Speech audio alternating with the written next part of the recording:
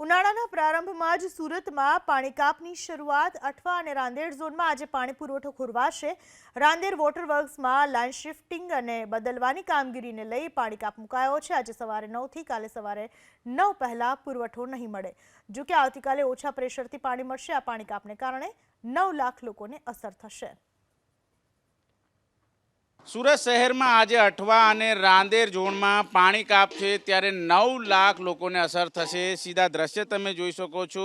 અત્યારે Rander water works એટલે કે ઉગત વોટર વર્ક્સ ખાતે પાઇપનું રિપેરિંગ કામ છે, શિફ્ટિંગ કામ છે એ કરવામાં આવી રહ્યું છે અને 3 દિવસ સુધી પાણી નહીં મળે પ્રમાણેના સમાચાર છે એ સામે આવી રહ્યા છે. ત્યારે તાત્કાલિક ધોરણે કામગીરી પૂર્ણ કરવામાં આવે તેના માટે પાણી સમિતિના ચેરમેન છે તેઓ અહીં ઉપસ્થિત થયા છે અને કામગીરી હાથ ધરવામાં આવી છે. કુણાલભાઈ, કયા પ્રકારે અસર થશે, કઈ રીતે કામગીરી છે પૂર ઝડપે કરવામાં આવી રહી છે?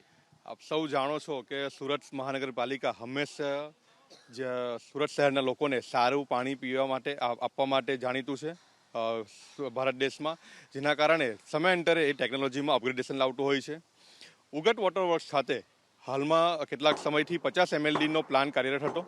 હવે મેમ્બ્રેન ટેકનોલોજી બેઝડથી અપગ્રેડ કરવા માટે બીજું 110 MLD પાણીનો પ્લાન્ટ ઉમેરવાના છે, જેના કારણે આ સમગ્ર પ્લાન્ટ 160 MLDનો થશે.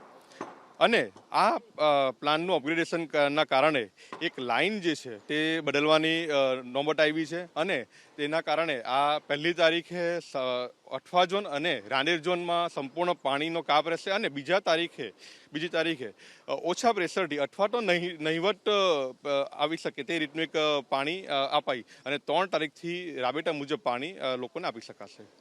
લોકોને શું અપીલ હશે કરકસાઈપૂર્વક પાણી વાપરે એના માટે, કારણ કે સતત આ પ્રમાણે 3 દિવસનું પાણી કાપ હોવું એ અલગ વાત છે, પરંતુ પાણીનો વપરાશ સાચવીને કરવો એ પણ આપણી માનવીય અભિગમ પ્રમાણેની એક આપણી ફરજ છે. કારણ કે આપણે સૌએ જાણીએ છીએ કે પાણી એ સુરત મહાનગરપાલિકા ટ્રીટેડ કરીને લોકોને સુધી પહોંચાડતું હોય છે.